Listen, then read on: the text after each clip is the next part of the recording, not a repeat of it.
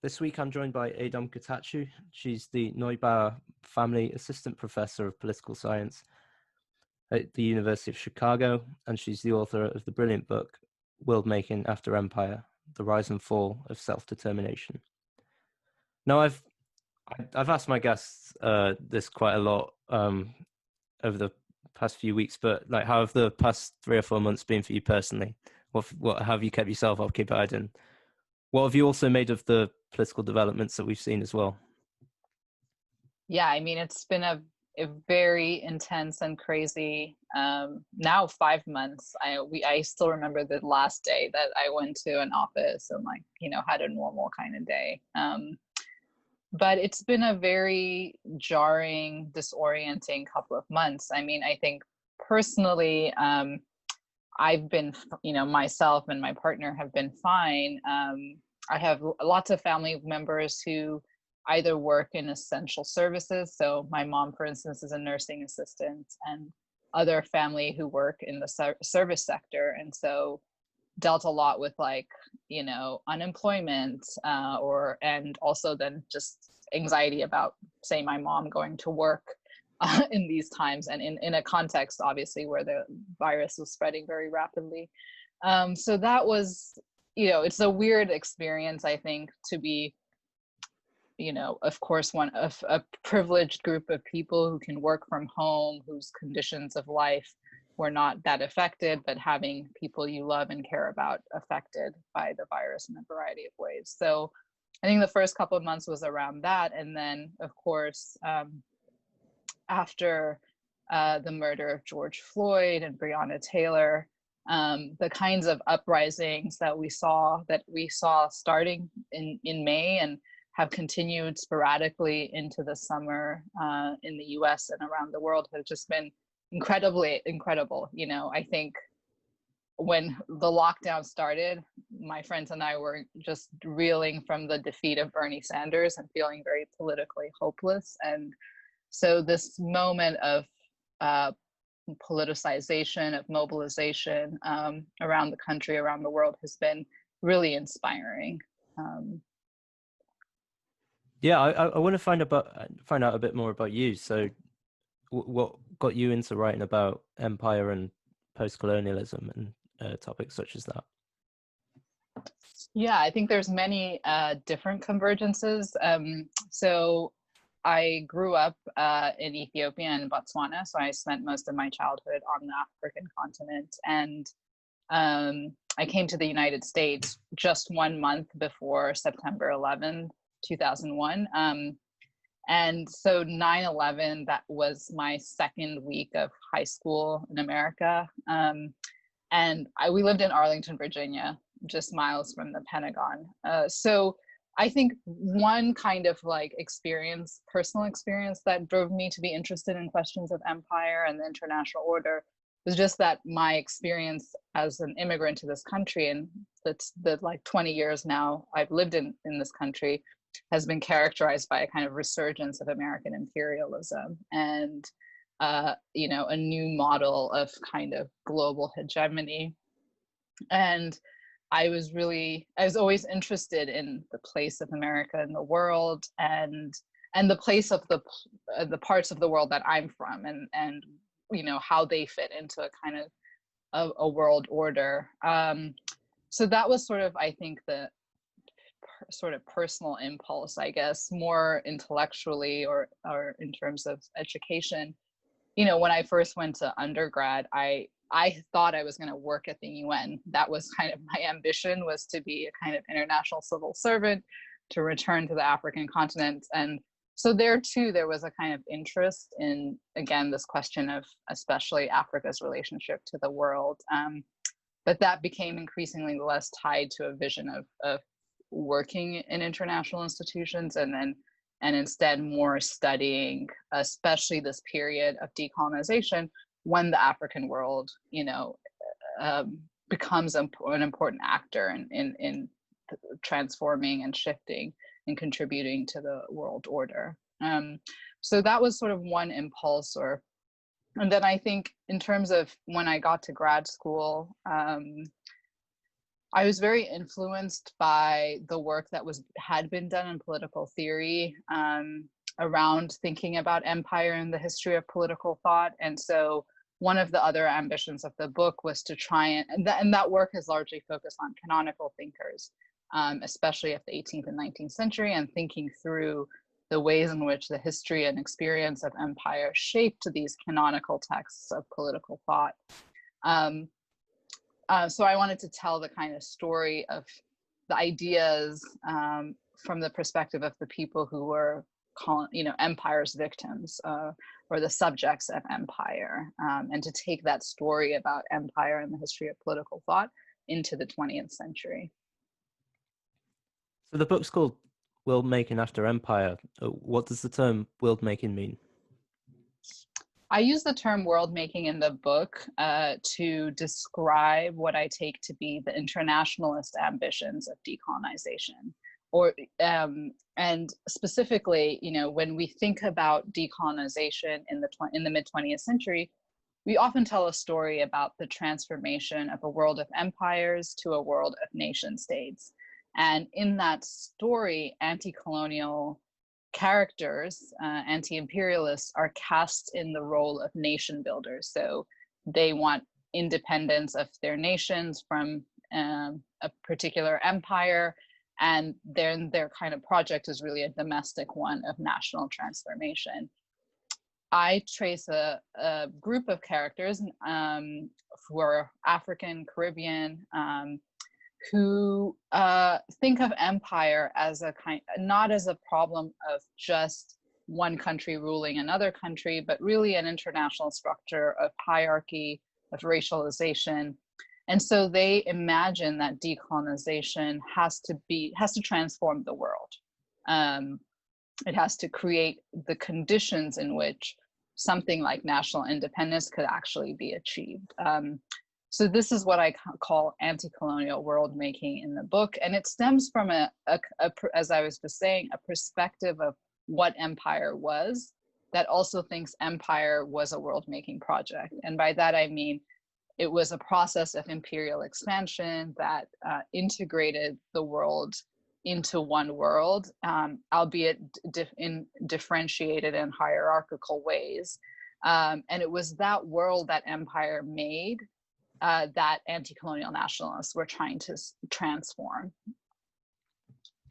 And how do you think the idea of decolonization and self-determination evolved over time? Because you've got one of the early episodes is the Haitian Revolution, and then you've got the abolition of slavery in Brazil. Brazil was the last country to abolish slavery. And then you've got in the 1960s with Resolution 1514. So how does it evolve over time? Mm-hmm. That's a great question. I mean, I think it is important, as you say, to think of decolonization or the kind of search for independence as a kind of reoccurring dilemma of different polities. I mean, I have one chapter we can talk about later, maybe, about how the characters I study in the 1960s are looking to the experience of the United States in the 18th century, 1776, and then the formation of the federal constitution in 1787, as examples of a similar, as a moment in which America's founding fathers are wrestling with the same dilemma of how to secure independence in an unequal world.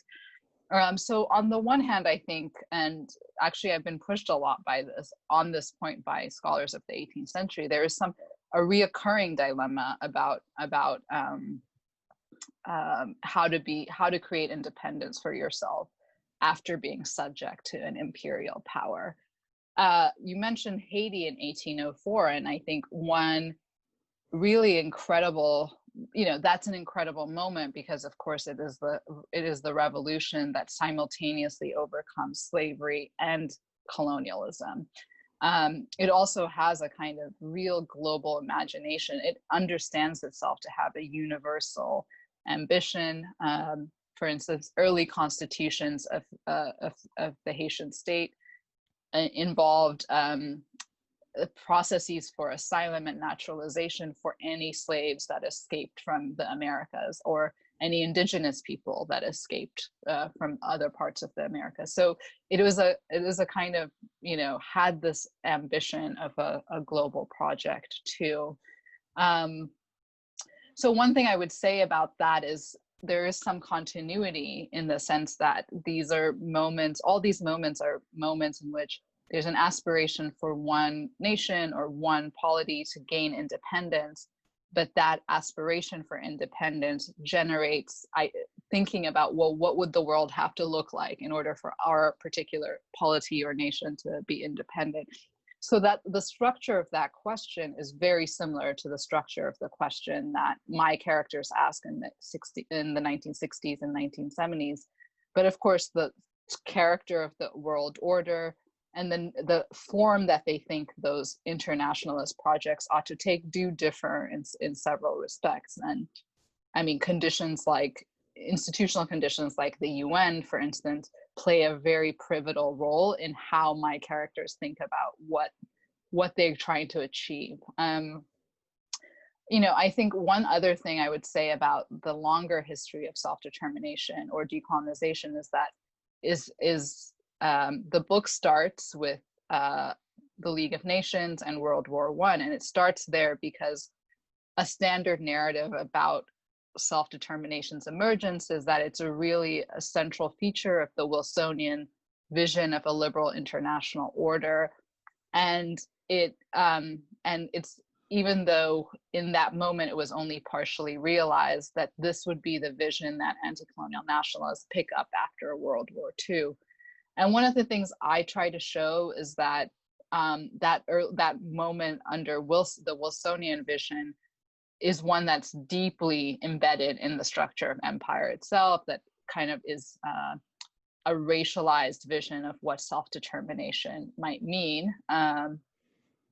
And so I want to make the case throughout the book that it's peripheral international actors, in my story, African and Caribbean states, that are the real progenitors of a universal vision of self-determination. So it's not that the West embeds a universal idea of self-determination that the rest of the world merely applies and extends, but it's really peripheral and marginal actors in the international order that inaugurate a vision of independence and equality as universal principles of the international order. Let's talk a bit more about racism's relationship to empire. So why was racism so central to the imperial project, and how destructive was it over time?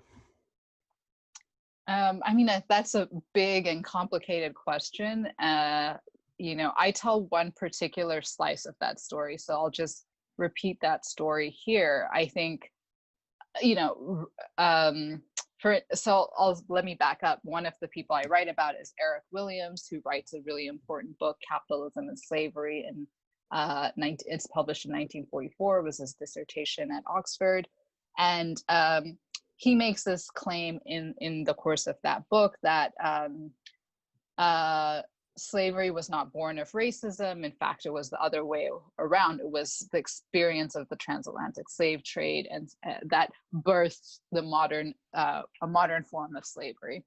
So one way that one story that my characters, so Williams is one version, one actor, W.E.B. Du Bois is another, Kwame Nkrumah is a third.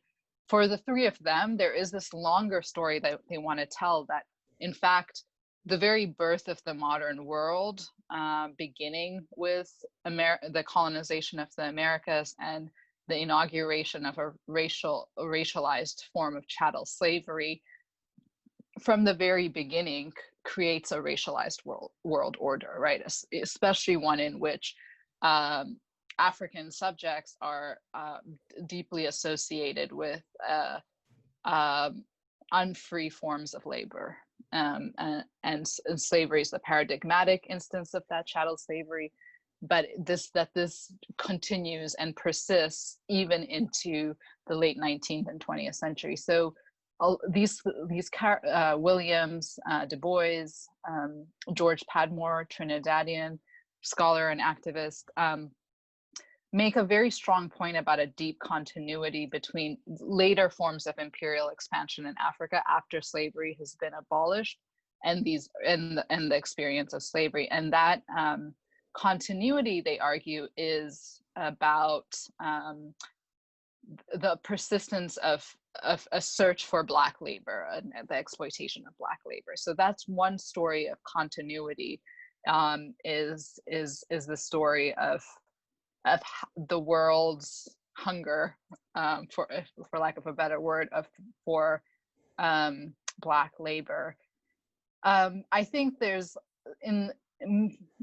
drawing on that, what I argue is that there is a particular form of racialization that occurs after emancipation.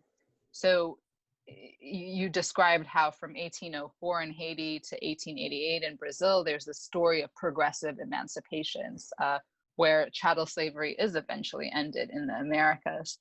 In almost every instance in which chattel slavery was ended, you have these brief moments where there are attempts at the inclusion and incorporation of freedmen into citizenship. This takes the form of Reconstruction in the United States, but all of these fail. I mean, and the British case, the exemplary failure is that after the 1865 Morant Bay Rebellion, Jamaica stops having a parliament of its own, and it becomes a crown colony with no forms of self-legislation. So there's the failure to incorporate Black freedmen as citizens gets justified, ideologically justified, as a sign that, in fact, these subjects were not ready for citizenship or couldn't be ready for citizenship. Woodrow Wilson's account of Reconstruction in the United States takes this form, that this was an ill-fated attempt at incorporation because this was a set of subjects who were never going to be capable of the rights of citizenship. What you see in the period of the late 19th century and into the 20th century is a kind of internationalization of Blackness as the name for incapacity for self-rule. You see this in a variety of ways. I mean, one very striking feature, for instance, of debates in international law that others have recovered is the use of Negro or Black as a kind of name of disparagement, right? So, or an association with Africa. So, for instance, China, which in an earlier moment was seen as a kind of empire that was at least parallel with Europe, gets read by the 19th century as equivalent to the Congo Free State, right? A Negro state of secondary importance is one clause. So Blackness comes to name this kind of, a denigrated form of membership. And in one of the chapters of the book, I try to show how this operates, how sovereignty itself becomes racialized through the way that international institutions like the League of Nations operated. I'll say one more thing about this, which is in my book, I focus a lot on sovereignty and race. And so thinking about how sovereignty was racialized, but I think it's important that we not think that at the international level is just about sovereignty. I mean, the period of the early 20th century is also one in which there's highly restrictive and racist immigration clauses introduced in a variety of European and in sort of European settler states like Australia, like Canada, and of course the United States. So this is also the period of and this becomes a huge problem within the British Empire, where it becomes at the dawn of the 20th century and into the interwar period, it's very clear that white settler states, Australia, Canada, and New Zealand, just have a different status, right? They're dominions, they get to set their own, they are self-ruling, and they get to restrict the movement of other British subjects, primarily Indian, but also Caribbean subjects who used to have rights of mobility and certain kinds of rights within the British Empire. So I think that's a really important part of the story too. So I would say racism operates at these different levels. It operates within imperial structures like the British Empire. It operates as a structuring mechanism of international law. And then there's a third one about the continuity of this of the experience of the slave trade and slavery. And I've referred to it in one of my earlier questions, but Resolution 1514, passed in 1960, is a key part of your book. Now, how significant is that moment, and what do they achieve? Great. So yeah, Resolution 1514 is passed by the General Assembly of the United Nations in 1960. It's called the Declaration of the Granting of Independence to Colonial Countries. It's an important moment because it establishes, one, announces a universal right to self-determination. And this had been debated throughout the 1950s, and post-colonial states had been successful in getting it to be incorporated into the covenants on human rights that would be ratified in 1966.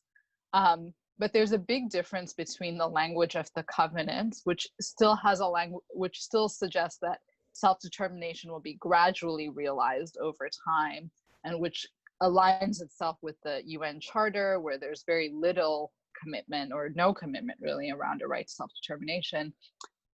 Unlike this kind of more gradualist approach, the 1960 declaration, Resolution 1514, has a kind of blanket universal declaration of all people's right to self-determination, and an explicit argument that backwardness or underdevelopment cannot be a pretext for denying self-rule and self-government. So I think this is a really important moment because it's a kind of attempt to set a new language of legitimacy, a new set of principles for the international order. Now, it's important to note, obviously, that the decolonization wasn't won in the United Nations, right? It was won in struggles on the ground, in mass political mobilizations, sometimes in armed resistance across. So that's where decolonization was won or lost. But this was an attempt to give those struggles a newfound international legitimacy, right? And there's a very telling moment when Amilcar Cabral, who is engaged in a liberation struggle, says of the UN Resolution 1514, this resolution now means that colonialism is an international crime. And he says to his compatriots involved in the struggle, we must understand ourselves as kind of warriors of international warriors. We are fighting against an international crime. So it creates not only legitimacy vis-a-vis other states and the international order, but becomes a useful tool within the struggles that are happening on the ground. I'll say one more thing about in terms of what principle is at stake in the resolution. And I really think its emphasis is on equality, and on, as we said, that all people should have a right to self-determination, but not only that once they do, they have equal standing on the international stage. And this claim of equality becomes really important because it becomes the basis of challenging entrenched economic and political hierarchies. And obviously it differs on a case-to-case basis, but as states become independent of colonial rule, what political challenges do they face? Yeah, I mean, I think one really big challenge is directly around this language of self-determination. So it says, as I said, all peoples have the right to self-determination, but immediately there's the question of, well, who are the people? Which people get self-determination? What does self-determination mean? Does it mean an independent state? Does it mean autonomy within a state? And, almost immediately this question arrives because a section of the Congo called Katanga secedes from the Congo just as this resolution is being passed through the UN. So I think, there is a way to think, there's a more abstract way and a philosophical way to think about that question, right? And that's just as I phrased it, who are the people? How would we come to adjudicate what the people are? But I think there's also, in a more political way, or just the way that this kind of, it indexes a wider problem about one, the nation state, and how it was that societies were going to internally organize themselves, whether the nation state model was the right model, whether there could have been more decentralized forms of federation in which communities within states had more claims of autonomy. And there were many struggles within especially African states for a different configuration of the state model. So one challenge is that in some ways the right to self-determination coincides with and confirms the nation state as the form of self-rule, and it made it harder for people to argue for other kinds of structures. So when internally, when people are demanding self-determination, it feels like the only way one can get that is by demanding secession, demanding one's own nation state. Whereas there might have been other models of how that could have been achieved in a different moment. And so, in the case, say, of Nigeria, this leads to the Civil War, or the Biafran War of Independence in the 1960s. So that's one big problem that the language of self-determination internally generates. The problem that I focus on in the book is another problem that, okay, you got self-determination, you're an independent state, but that hasn't transformed the political and economic relations of hierarchy that structure your relationship to the rest of the world, right? So if you're Ghana, you gain independence in 1957, but your economy is still one in which your primary industry is cocoa production and export, which means you're constantly at the vagaries of the international market, right? So that becomes another kind of problem, that states have de jure independence, but de facto are dependent. And I think an interesting part of the book is you use this phrase, you say imperial expansion as humanitarian intervention. Now, how is humanitarian intervention weaponized to further imperial ends? One of the that phrase comes from an earlier moment in the 1930s, or that's how I characterize a moment in the 1930s, in 1935, when Italy invaded Ethiopia, and invaded Ethiopia after there had been over a decade of League of Nations studies about the kind of humanitarian crisis of slavery in Ethiopia, and in a series of attempts on the League's initiative to try and intervene in that question of a humanitarian crisis. And what Italy is able to do is present itself as kind of the agent of realizing humanitarian goals, while presenting Ethiopia as a kind of outlaw state, a failed state, incapable of meeting its ends, its commitments to the international community. Reading the archive, the League of Nations archive around this, I was really struck by how similar it felt to me about debates of the 90s and 2000s, of our own moment about humanitarianism and humanitarian intervention. And the similarity to me has to do with two things. One, the fact that in the contemporary moment, just like the earlier moment, there has been an erosion or an undermining of certain kinds of principles that prevented intervention, namely sovereign equality and non-intervention. So these were principles that post-colonial states had insisted on during the 50s and 60s and into the 70s, but those have been gradually undermined and eroded, especially since the end of the Cold War.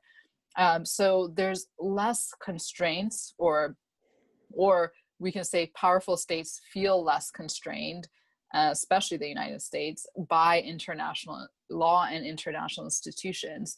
So they become kind of arbitrary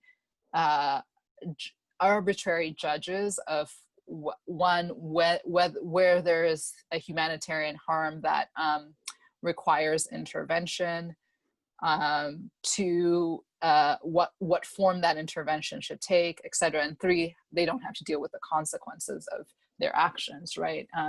So it struck me as very similar. I mean, I think there's also, I guess the second way you might think about it is that there is a constant kind of language of humanitarianism that underwrites imperial expansion.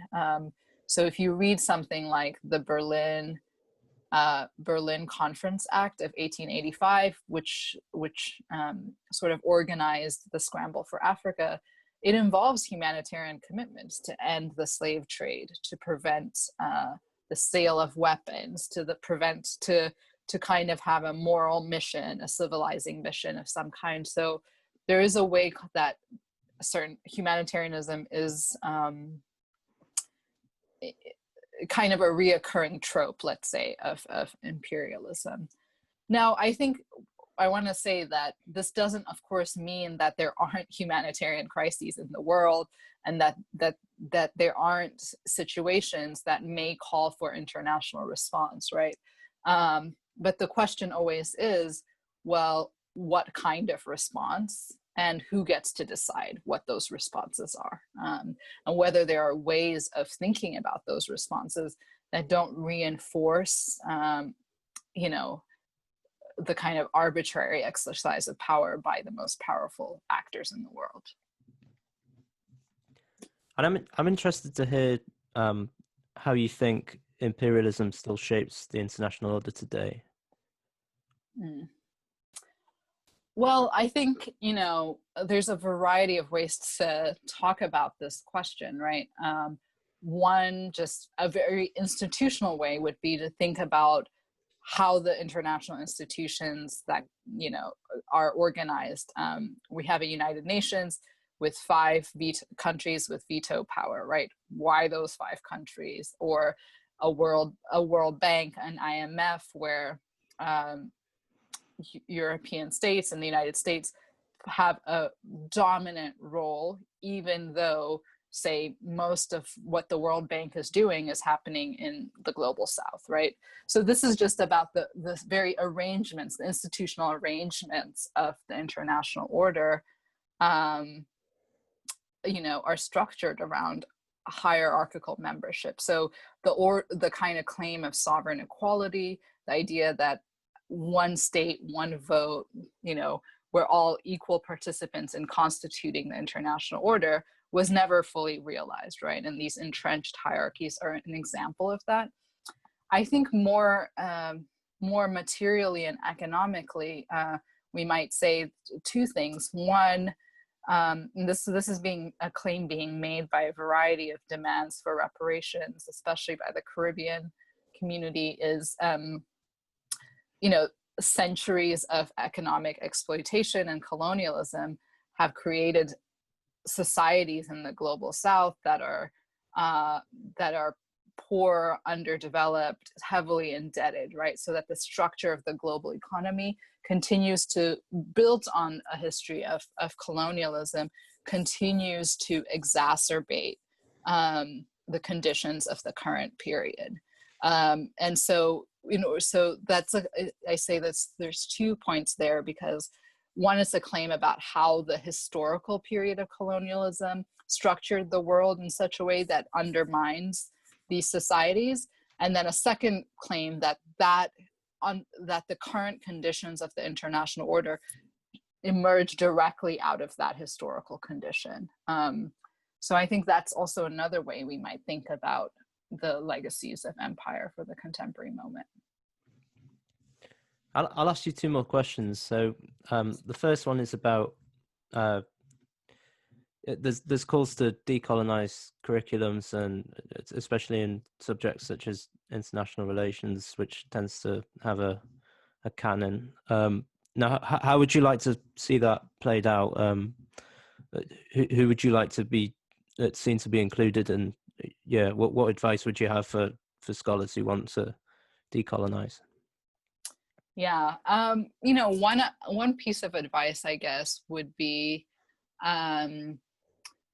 I think there's a way that sometimes the discussion about curriculum, decolonization of curriculum, is talked about as if it's just about expanding the boundaries and just having different authors in the boundaries of the canon.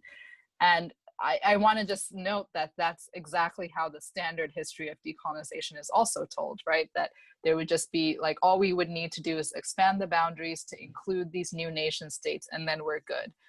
But I think the bigger challenge is, how do we incorporate new thinkers in such a way that actually we let them